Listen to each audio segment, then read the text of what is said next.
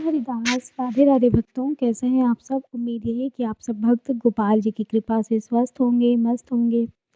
दोस्तों, आज मैं आप सबके लिए फिर से लड्डू गोपाल जी की एक नई लीला कथा लेकर आई हूँ। दोस्तों, जैसा कि आप सब जानते ही हैं कि महाकुंभ लगा हुआ है। लोग प्रयागराज में हर कोई संगम में डुबकी लगाने के लिए पहुँच रहा है। बहुत दूर-दूर से श्रद्धालु आ रहे हैं। लेकिन क्या आपको ये पता है दोस्तों कि श्रद्धालु तो आ ही रहे हैं, लेकिन साथ में वो अपने गोपाल जी को भी ले आ रहे हैं। बहुत सारे ऐसे लोगों को मैंने देखा है दोस्तों। ज़्यादा दिन मैं काफ़ी दिनों से थी माघ मेले में, और जो हमारी दादी रहती हैं तो वहीं पर वो कल्पवास करती हैं तो 1 महीने। तो मैं जब ये मकर संक्रांति थी तब से ही मैं वहाँ पर गई हुई थी। तो मकर संक्रांति के दिन ही मैं वहाँ पर थी, तो एक ऐसी घटना घटित हुई थी जिस जो मैं तो नहीं थी, लेकिन हाँ, मेरी दादी थी, तो मेरी दादी ने मुझे ये बात बताई।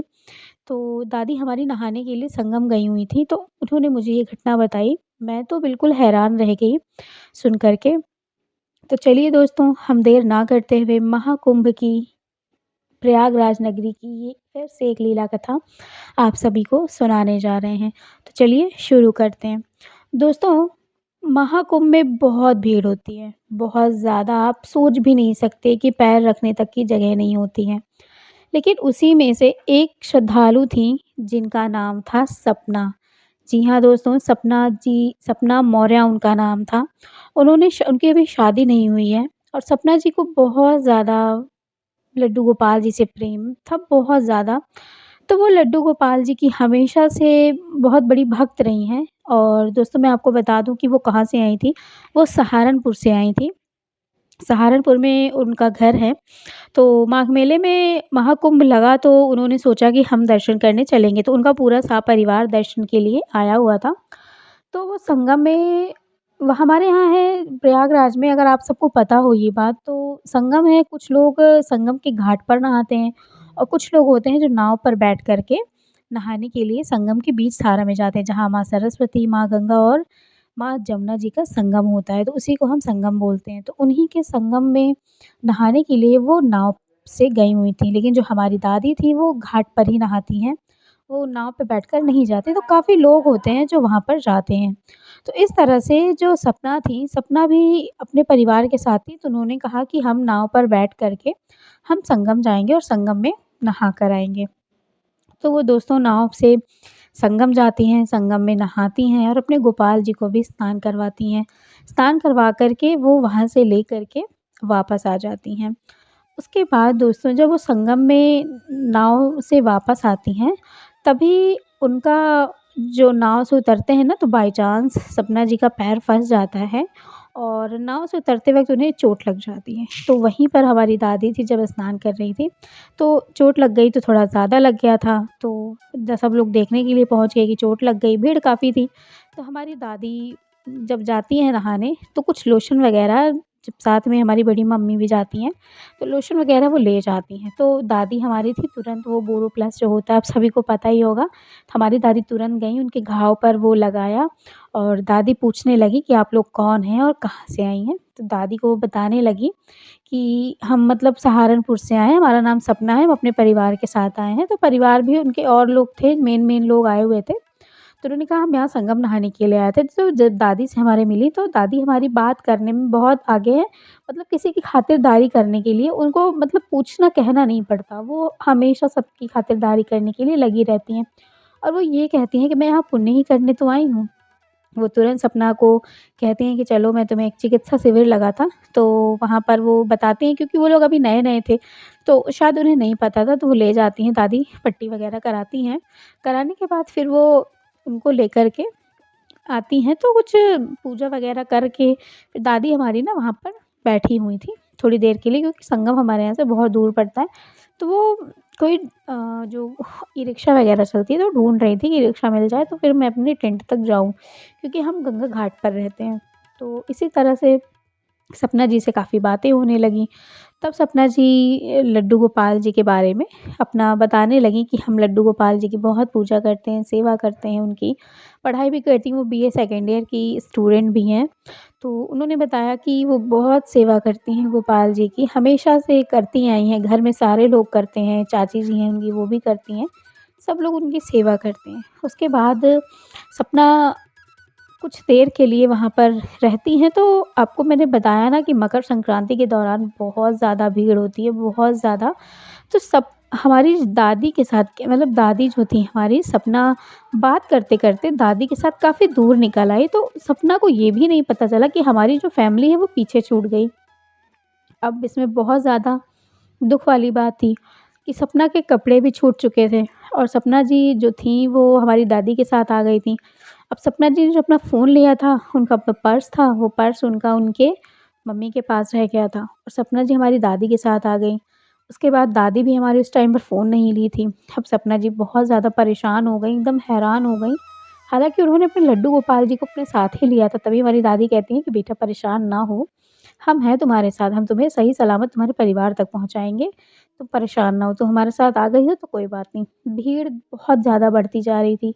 तभी हमारी दादी कहती हैं कि पुलिस वाले वहाँ पर बहुत सारे खड़े हुए थे, तो उनसे बोलती हैं कि अगर आपको नंबर याद हो तो आप बात लगवा लो। तो लगवाते हैं, तो इतनी भीड़-भाड़ का इलाका है, चारों तरफ लोग साउंड से जो लोग खोए रहते हैं उनके बारे में अनाउंस होता है, तो सुनाई नहीं दे रहा था। तो घंटी जा रही थी, लेकिन बेल बज रही थी, लेकिन कोई उठाने वाला नहीं था। सपना की आँखों में आँसू आ जाता है। वो दादी से मेरी कहती हैं कि महाकुंभ में आए थे, लेकिन मैं बिछड़ना नहीं चाहती दादी। तभी दादी मेरी हँसते हुए कहती हैं, "बेटा तुम बड़ी हो, तुम अपने घर भी पहुँच सकती हो, तुम कैसी बातें कर रही हो?" तभी दादी कहती हैं कि चलो ठीक है, तुम्हें पता है तुम्हारा पंडाल शिविर जहाँ तुम रहती हो वो कहाँ पर है?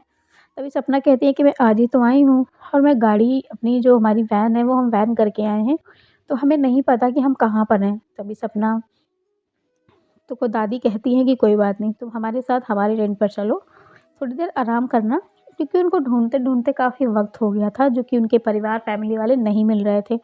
तो काफ़ी देर हो गई थी, तो उन्होंने बोला कि ऐसा करो हमारे टेंट पर चलो, तो हमारी दादी ने उनको अपने टेंट पर लेकर आती हैं, यानी कि जो तंबू होता है दोस्तों वो वहाँ लेकर आती हैं। लेकर आती हैं तो दादी हमारी खाना वग़ैरह देती हैं, लेकिन सपना जी ने खाना नहीं खाया था। सिर्फ़ थोड़ा उन्होंने पेड़े खा लिए थे और उन्होंने पानी पी लिया, उसके बाद उन्होंने खाना नहीं खाया था। दादी ने मेरी बहुत समझाया, फिर भी उन्होंने सिर्फ़ रोटी का एक टुकड़ा ही खाया, उसके बाद उन्होंने कुछ भी नहीं खाया। लड्डू गोपाल जी के उनको भोग हमने लगाया। हमने उनको लड्डू गोपाल जी को भोग लगाया, उनके लड्डू गोपाल जी ने वस्त्र भी नहीं पहने थे, तो हमने उसी समय अपने भाई से वस्त्र मँगवाए गोपाल जी के लिए, क्योंकि वो नहला कर के ऐसे लड्डू गोपाल जी को तौलिए में लपेट ली थीं। तो इसी तरह से हमने लड्डू गोपाल जी के उनके लिए वस्त्र मँगवाए, सारे वस्त्र आभूषण उनके जो भी थे हमने पहनाया, उनकी पूजा करी, भोग लगाया। सब कुछ करके हम उनको अपने पास रखे हुए थे। उसके बाद दोस्तों एक दिन हमारे यहाँ सपना जी रहीं। सपना जी हमारे यहाँ एक दिन रहीं, लेकिन वो बड़ी ही उदास थीं। फिर हम लोगों ने उन्हें कहा कि उदास मत होइए, भीड़ खत्म होने दीजिए, हम आपको आपके गोपाल जी त अपने गोपाल जी को लेकर के आपके घर तक हम पहुँचा देंगे। सपना जी भी थोड़ा-सा जैसे दिमाग से टेंशन दूर होती है, तो दूर हो जाती है। उसके बाद सपना जी फिर से फ़ोन लगाती हैं, लेकिन उनका फ़ोन अब इस बार उनकी मम्मी का जो उनका फ़ोन था वो स्विच ऑफ आ रहा था। अब सपना जी स्विच ऑफ आने की वजह से बहुत ज़्यादा परेशान हो गई थीं, बहुत ज़्यादा परेशान थीं।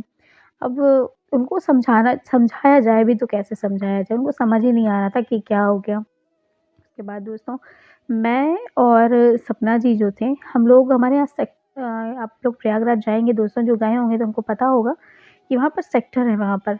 तो जहाँ हम रहते थे वहाँ से हम लोग कुछ दूर वाले सेक्टर पर चले गए, जैसे हमारा 17 में है, तो हम सेक्टर 9 में चले गए थे, 8 में चले गए थे, इस तरह से घूमते हुए हम चले गए थे। तो जब हम लोग सेक्टर 12 में पहुँचे, तो वहीं पर हमें सपना जी का परिवार मिल गया। दोस्तों वहाँ पर सपना जी का परिवार जब मिला हमें, तो हम लोग मतलब सपना जी देख कर के वहाँ बड़ी खुश हुईं। खुश हो क्या हो गई, मतलब रोने लगीं जा कर के कि हम मिल गए। हमारे यहाँ सारे लोग मिल गए खूब, अपनी मम्मी को गले लगीं, वो रोने लगीं कि मम्मी फ़ोन लगा रही थी, नहीं उठा आपका। बहुत ज़्यादा परेशान हो गई कि मम्मी बोली तुम कहाँ चली गई थी? उन्होंने बताया संगम में हम इन्हीं के यहाँ चले गए थे वहीं से। तो मम्मी ने कहा कुछ नहीं, फिर वो उन जहाँ पर रुकी हुई थी उनकी वैन थी, तो वैन के अंदर ही वो लोग अपना कपड़े वगैरह रखते थे, वैन के अंदर ही खाना भी बनाते थे। तो वो लोग वहीं पर थे। उसके बाद फिर सपना हमसे कहती हैं कि आप हमारे लड्डू गोपाल जी को हम मतलब चल के वहाँ से ले आते हैं। लेकिन फिर दोबारा सपना की मम्मी उन्हें नहीं जाने दी। उनकी मम्मी ने कहा कि बस हम अभी तैयार हैं जाने के लिए। और तभी वो कह रही थी कि बस हम उसी दिन चले जाते, लेकिन हम इसलिए रुके थे क्योंकि तुम नहीं मिल रही थी और हमने तुम्हारा बहुत अनाउंसमेंट करवाया, लेकिन जहाँ हम लोग रहते हैं रोज़, तो वहाँ तक अनाउंसमेंट नहीं पहुँचती है। तो इसलिए हम लोगों को पता नहीं चला। वो कहती हैं कि हम अनाउंसमेंट हमने बहुत करवाया, लेकिन तुम नहीं मिली, इसलिए हम यहाँ पर आ गए। हम यहाँ पर गुरुजी से मिलने आए थे, उनके शायद कोई गुरुजी रहते थे। उसके बाद उन्होंने बताया कि हमें अभी के अभी चलना है। तभी वो कहती हैं सपना जी कि लड्डू गोपाल जी को तो मम्मी ले लें। उनकी मम्मी को पता नहीं उस टाइम पर क्या हो गया था, वो कह रही थी कि नहीं, बस तुम मिल गई हो बहुत। तभी उनके पापा आए, उनके पापा ने उन्हें मतलब थोड़ा-सा, जैसे होता नहीं है कि कोई लड़की रात भर कहीं बाहर रहे दोस्तों, और घर वालों का रिएक्शन तो आप सब समझ सकते हो। तो उनके पापा थोड़े गुस्से स्वभाव में बोले कि अभी रात भर वहाँ रही हो, तुम्हारा पेट नहीं भरा कि तुम फिर से वहाँ जाना चाहती हो? और वैसे हम वो मुझसे पूछने लगे कि बेटा तुम्हारे यहाँ कौन-कौन है? मैंने कहा मेरी दादी हैं, मेरी बड़ी मम्मी हैं और मैं हूँ, मेरी बहन है, मेरा भाई है। उसके बाद पापा ने मुझे तो कुछ नहीं कहा। उसके बाद उनके पापा ने मुझे पैसे दिए, बोल रहे थे कि बेटा ये पैसे मैं दे रहा हूँ, आप ई-रिक्शा करके अब अपने टेंट पर चले जाओ और इनके लड्डू गोपाल जी को, हमारे जो गोपाल जी हैं उनको यहाँ पहुँचा दो। तो गोपाल जी को पहुँचाने की बात जब उन्होंने मुझसे कही, तो मैंने बोला ठीक है, मैं आपके गोपाल जी को पहुँचा क्या देती हूँ, मैं आप लोग यहीं रुकिए, मैं फ़ोन कर देती हूँ, मेरा भाई है वो लेकर के आ जाएगा। क्योंकि मेरे भाई के पास वहाँ बाइक है, तो हमें जब ई-रिक्शा से आएँगे तो बहुत टाइम लगेगा, लेकिन अगर हम बाई मोटरसाइकिल आएँगे, तो हम टाइम से यहाँ पर पहुँच जाएँगे, मेरा भाई। तो उन्होंने बोला ठीक है। उसके बाद दोस्तों जब मैंने अपने भाई को फ़ोन किया, मैंने कहा उनके लड्डू गोपाल उनका मतलब फ़ैमिली मिल गई है, तो आप लड्डू गोपाल जी को उनके लेकर के यहाँ पर आ जाओ। तो मेरा भाई था वो लेकर के आ रहा था, तो जिस पुल मतलब जहाँ से हम लोग आ रहे थे ना, तो उधर से काफ़ी भीड़ वग़ैरह हो गई थी, तो बाइक निकलने में बहुत समय लग रहा था। बहुत मतलब इतना ज़्यादा जाम है ना इस टाइम पर, ये क्या बताऊँ। इतना ज़्यादा जाम होने के बाद मेरा भाई कम से कम 2 घंटे बाद फिर से मेरे पास, मैंने उसे फ़ोन लगाया कि तुम कहाँ हो? तभी वो कहने लगे कि हम यहाँ पर हैं, अभी आ रहे हैं, जाम में बहुत ज़्यादा फँसे हुए हैं। तभी उनके पापा जो थे, वो लड्डू गोपाल जी को बोले कि ठीक है, अब लड्डू गोपाल जी जहाँ हैं, जैसे हैं, उनको यहीं रखो और अब हम सब घर चलेंगे। बस बहुत हो गया, मुझसे तो गलती हो रही है कि जो मैं महाकुंभ में आया। इत ये सब मेरे साथ हो जाएगा मैंने कभी सोचा नहीं था। तभी मैंने उनके पापा जी से कहा कि अंकल जी आप इतना क्यों भड़क रहे हैं? क्या प्रॉब्लम है? आपके लड्डू गोपाल जी आ जाएँगे, आप अपने लड्डू गोपाल जी को ले जाइएगा और क्या हो गया है? आपको पहले सोच कर आना चाहिए था। तभी उन्होंने कहा कि मुझे कोई लड्डू गोपाल जी का शौक नहीं है, मुझे लड्डू गोपाल जी को लेना ही नहीं है। यही मेरी बेटी है जो पागल है, पागलों की तरह यहाँ-वहाँ भटकती रहती है भगवान को लेकर के। मैंने इसको कहा था कि मत लेकर आओ, लेकिन नहीं, इसने कहा नहीं मैं भी उन्हें नहलाने ले चलूँगी, ये करवाऊँगी, वो करवाऊँगी। अब देख लिया नतीजा। उसके बाद तभी सपना तो वैसे भी पापा उनको डाँट चुके थे पहले ही, तो वो रोने लगीं। रोने लगी तो मुझे अच्छा नहीं लगा ये सब देख कर के कि मतलब कोई इंसान ऐसा कैसे कर सकता है। उसके बाद दोस्तों भीड़ बहुत ज़्यादा थी, इसलिए मेरा भाई वहाँ टाइम से नहीं पहुँच पाया और उनके पापा जो वैन से आए थे, वो लोग अपनी वैन लेकर के चले गए। मैं वैन खड़ी होकर देखती रही कि कोई भी इंसान अपने गोपाल जी को, जो उनके प्राणों से प्रिय होता है, वो उन्हें कैसे छोड़ सकते हैं। मुझे सबसे बुरा इसलिए लगा, मेरी आँखों से आँसू इसलिए आ गए दोस्तों कि मैंने सपना को रोते हुए देखा, लड्डू गोपाल जी के लिए। वो कह रही थी कि मेरे लड्डू गोपाल जी को आ जाने दो, लेकिन उनके पापा की ज़िद सबसे बड़ी ज़िद थी। उनके पापा ने कहा कि अपनी मर्ज़ी से तुम लेकर आई और बहुत अच्छा हुआ कि लड्डू गोपाल जी यहीं छूट गए। अच्छा है, अब तुम नहीं जाओगी, वैसे भी भीड़ है, इतना समय नहीं है हमारे पास कि हम उनको इंतज़ार कर सकें, क्योंकि हमें यहाँ माघ मेले से ट्रेन से निकलना है और बहुत ज़रूरी है। उसके बाद उनकी शायद ट्रेन रही होगी, तो उन्होंने बोला कि हम जिस वैन से आए हैं, हमें वैन को भी वहाँ पे ड्रॉप करना है और उसके बाद हमें ट्रेन है हमारी, और ट्रेन का हम मिस नहीं कर सकते, क्योंकि बहुत मुश्किल से हमें ये ट्रेन का जो भी टिकट वग़ैरह था, उन्होंने बोला कि हमने करवाया, और भी ट्रेन वग़ैरह में भीड़ कैसी रहती है, ये तो हम और आप अच्छे से जानते हैं। तो उन्होंने फिर मतलब वहाँ से वो लेकर के चले गए दोस्तों। और जाते-जाते सपना जी की आँखों में आँसू थे। मुझे ऐसा लग रहा था कि वो कहना चाहती थी कि मेरे गोपाल जी का ख़्याल रखिएगा। सपना जी का नंबर मेरे पास है, मैंने उनसे बोला है। तो दोस्तों फिर सपना जी तो वहाँ से चली जाती हैं, फिर मैं अपने भाई को फ़ोन करती हूँ। जैसे ही वो गईं, वैसे मुश्किल से 45 मिनट ही हुआ, ज़्यादा नहीं हुआ होगा उनको गए, तभी मेरा भाई पहुँचता है लड्डू गोपाल जी को लेकर। तभी वो कहता है कि दीदी लड्डू गोपाल जी को लाने में बहुत ज़्यादा दिक्कत हुई, क्योंकि बहुत ज़्यादा भीड़ थी तो मैं ला नहीं पाया। तो मैंने बोला ठीक है, कोई बात नहीं, वो लोग चले गए अपने गोपाल जी को यहीं छोड़कर मेरे पास। फिर मैंने सपना जी को कॉल लगाया तो उनका फ़ोन स्विच ऑफ आ रहा था। तो फिर उसके बाद मैंने उन्हें 3 दिन के बाद मेरे में मैसेज आया कि बैक कॉल आप कर सकते हो उन्हें। तो फिर मैंने उन्हें बैक कॉल किया। तब सपना जी ने मुझे बताया कि मैं अभी यहीं पर हूँ और अगर आप माघ मेले में हैं, अगर अगर आप अपने घर जाएँ, तो मुझे मेरे लड्डू गोपाल जी को पार्सल में करके भेज दीजिएगा। तो मैंने बोला बिल्कुल मैं आपके लड्डू गोपाल जी को पार्सल करके भेज दूँगी। तो दोस्तों उस समय मैं लड्डू गोपाल जी को जब मैं पार्सल करवाने के लिए ले जा रही थी, तब मेरे साथ एक घटना घटित हुई कि मैं आपको क्या बताऊँ। उसके बाद जब मैं अपने टेंट पे आई जहाँ हमारा तंबू लगा हुआ है, तो हम आए तो हमारी दादी कहने लगी कि गोपाल जी को दिया नहीं तुमने, क्यों नहीं दिया? फिर मैंने सारी घटना जो घटित हुई थी वहाँ मैंने उन्हें बताया कि क्या-क्या हुआ था, किस वजह से हुआ था। फिर उसके बाद हम वहाँ पर बताएँ और फिर हमारी दादी ने कहा कोई बात नहीं, इनकी लीला है, शायद ये यहीं रहना चाहते हैं। तो दोस्तों मैं जब-जब उन्हें पार्सल के लिए लेकर के आती हूँ या कुछ ऐसी चीज़ें हो जाती हैं, जैसे मैं अब घर आ रही थी अपने, मैं घर आ चुकी हूँ, तो मैंने अपनी दादी से कहा कि ले जाओ, लेकिन मेरी दादी ने कहा कि नहीं, गोपाल जी यहीं रहेंगे, मैं जब तक रहूँगी उन्हें स्नान करवाऊँगी, क्योंकि हमारे भी वहाँ लड्डू गोपाल जी हैं। तो मेरी दादी ने कहा कि नहीं, ये यहीं रहेंगे और अब कहीं नहीं जाएँगे। जब वो लोग ने छोड़ दिया, तो अब मैं इन्हें रखूँगी अपने पास। तो महाकुंभ में आए लड्डू गोपाल जी हमारे घर ही रह गए दोस्तों, नहीं वापस गए। ये लीला उनकी है या उनके भक्त की तड़प है, क्या है ये मैं नहीं जानती। उनकी भक्त वहाँ तड़प रही है गोपाल जी के बिना। लेकिन यहाँ लड्डू गोपाल जी मस्त से गंगा स्नान कर रहे हैं हर रोज़। हर रोज़ गंगा स्नान करते हैं, हर रोज़ खुश होते हैं, मेला घूमते हैं हमारे गोपाल जी, जो उनके हैं। तो हमने उनका नाम माधव रख दिया है, माधव।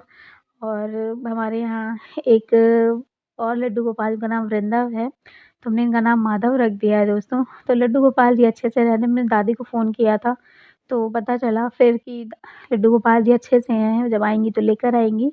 फिर मुझे सपना जी का कॉल बहुत बार आया, तो मैंने सपना जी से कहा, मैंने कहा ठीक है मैं कोशिश बहुत करूँगी, मैं आपके गोपाल जी को दे आऊँ, क्योंकि बहुत बार ऐसा हो रहा है जैसे ही मैं गोपाल जी को पार्सल के लिए लेकर जाती हूँ ना, ऐसा लगता है कि गोपाल जी जाना ही नहीं चाहते, तो मैं कैसे कर दूँ? उधर दादी ने रोक लिया, इधर मैं फिर अपने ससुराल आ गई। अब जब मैं जाऊँगी अपने मायके फिर मैं उनके लड्डू गोपाल जी को पार्सल करूँगी। तो देखिए हमारे कन्हैया कैसी-कैसी लीला रचते हैं दोस्तों, आप सब ये जान लें। तो महाकुंभ 2025 के माघ मेले प्रयागराज की एक घटना थी दोस्तों, जो सत्य घटना घटित हो रही है। महाकुंभ में भी गोपाल जी हमारे यहाँ आकर बहुत सारे चमत्कार कर रहे हैं। तो आज आपके लड्डू गोपाल जी भी क्या चमत्कार करते हैं मुझसे ज़रूर बताइएगा, शेयर ज़रूर करें, लाइक करें और सब्सक्राइब करें चैनल को। मिलेंगे फिर से लड्डू गोपाल जी की एक नई लीला कथा के साथ, तब तक के लिए राधे राधे, जय श्री कृष्ण।